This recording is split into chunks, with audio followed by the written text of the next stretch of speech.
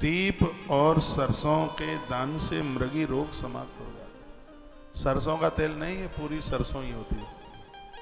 दिए का दान करने से, पीतल का, तांबे का, जो भी दिया है, दिया और सरसों का दान करने से इस ग्रंथ में लिखा है मृगी का रोग नष्ट हो जाता है, मृगी रोग समाप्त हो जाता है। श्लोक बोले देता हूं। दीप सरसपदानांच अपस्मार क्षयो भवे। अपस्मार रोग कहते हैं मृगी का रोग। दीप सरसप, सरसप कहते हैं सरसों।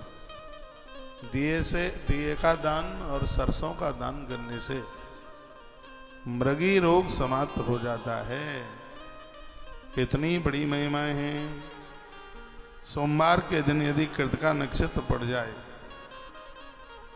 और इस दिन रसोई के सामान का दान किया जावे, जिन चीज़ों की जरूरत रसोई में पड़ती है, बेलन है, चकला है, पारात है, पानी का पात्र है, चाकू है, तवा है, करछली है, चिमटा है, यानी कढ़ाई है, ये भोजन बनाने वाले जो पात्र हैं, कृतिका नक्षत्र पड़ जाए सोमवार, ये लिख लो, मेरा निवेदन है इसको। और मैं लिखने के लिए बोल रहा हूं तो बात ज़्यादा मजबूत है। सोमवार के दिन कृतिका नक्षत्र पड़ जाए और उस दिन रसोई में भोजन बनाने वाले पात्रों का यदि दान कर दिया गया है, घोर गरीबी समाप्त हो जाएगी, घोर दरिद्रता समाप्त हो जाएगी। पैसा टिकेगा घर में, पैसा आवेगा घर में, सर्व प्रकार की समृद्धि होगी, वृद्धि होगी, ऐसा श्री शिव महापुराण में लिखा है। और मैं इसके लिए श्लोक भी आपके बीच में बोले देता हूँ।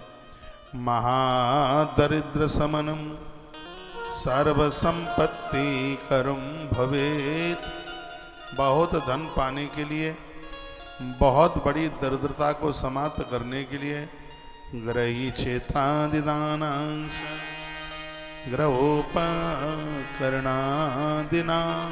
घर में रसोई में काम आने वाले यदि उन पात्रों को दान स्वरूप दे दिया जावे तो घोर गरीबी का नाश हो जाता है।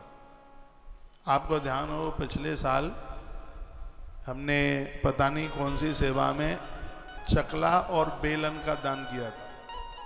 पूरे वृंदावन के आश्रम पहुंचे। लोगों को तो अचंभा भी हो रहा था कि करते क्या है, बेलन चकले का भी कोई दान होता है? होता है ना, शिव पुराण में वर्णन। चिमटा, करछली, भोजन परात, ये भोजन बनाने की, चाकू भी लिखा है इसमें, छलनी भी लिखी है। यानी जो जो रसोई में जो बर्तन काम में आते हैं, सोमवार के दिन कृतिका नक्षत्र पड़ जावे और उस दिन यदि भोजन बनाने वाली पात्रताओं का दान कर दिया जावे तो क्या लिखा है इसमें कि महादारिद्र समनम सर्व संपत्ति करम भवे।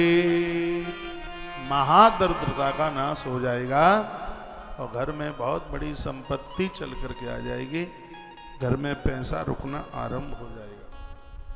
इतनी बड़ी महिमा, भगवान शिव से जुड़ने पर इतनी बड़ी महिमा का वर्णन किया गया है।